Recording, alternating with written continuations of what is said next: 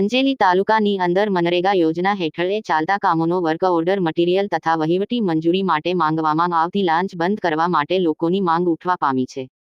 પ્રાપ્ત માહિતી અનુસાર સંજેલી તાલુકાની અંદર સરકાર દ્વારા ચાલતા મનરેગા અને કેન્દ્ર સરકાર દ્વારા ચાલતી યોજના સ્થાનિક બેરોજગારો પોતાના ગામમાં 100 દિવસની રોજગારી આપવા માટેની હોય છે, પણ આ બાબત પણ આ હાલમાં નરેગાના યોજના અમુક ચોક્કસ લોકો માટે જાણે આવક ઊભું કરવાનો સ્ત્રોત સમાન બની ગયું છે। સંજેલી તાલુકાની અંદર મનરેગા યોજના હેઠળ ચાલતી કામોની મંજૂરી માટે કેટલ શેડ માટે 6000 જમીન લેવી માટે 3000 મોટા કામોના વહીવટની મંજૂરી માટે લગભગ 30,000 રૂપિયા જેટલી રકમ આપવી પડે છે, તો જ કામ મંજૂર થાય છે, તો જ અધિકારીઓ અને નેતાઓના પેટ ભરાય છે। આ સિસ્ટમ તાત્કાલિક બંધ થવી જોઈએ। લાભાર્થીઓને નિઃશુલ્ક મજૂરી આપવામાં આવે એમ અધિકારીઓને અને નેતાઓને નમ્ર વિનંતી છે। આ સિસ્ટમ બંધ નહીં થાય ત્યાં તો જનતા ટાઈગર સેનાના દેવેન્દ્રભાઈ મેડા સાથે જયેશભાઈ સંગાડા નીલુબેન ગાંધીજીના માર્ગે આંદોલન કરશું અને જરૂર જણાય તો એન્ટી કરપ્શન બ્યુરોનો સાથ પણ લેશે।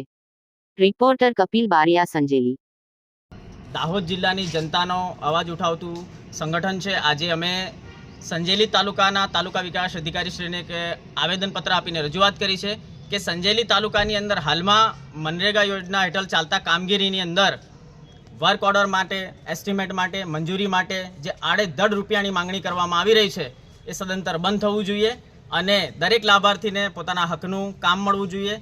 મનરેગા યોજના એ 100 દિવસની સ્થાનિક ઘરે બેઠા રોજગારી આપવાની યોજના છે। એની અંદર લોકોને સ્થાનિક રોજગારી મળતી નથી અને મંજૂરી માટે પણ કેટલ શેડ જેવા કામો માટે 6,000 રૂપિયા, લેવલિંગ માટે 3,000 રૂપિયા અને મોટા કામો માટે જે 30,000 રૂપિયા માંગણી કરવામાં આવે છે। તો આજે અમે તાલુકા વિકાસ અધિકારીશ્રીને આવેદનપત્ર આપીને રજૂઆત કરી છે કે તાત્કાલિક ધોરણે આ ઉઘરાણા બંધ થવા જોઈએ, અન્યથા જનતા ટાઈગર સેના આવનારા સમયની અંદર એન્ટી કરપ્શન બ્યુરોનો પણ સાથ લઈ અને સંજેલી તાલુકામાં થતા ભ્રષ્ટાચારને રોકવાની ચોક્કસપણે કોશિશ કરશે।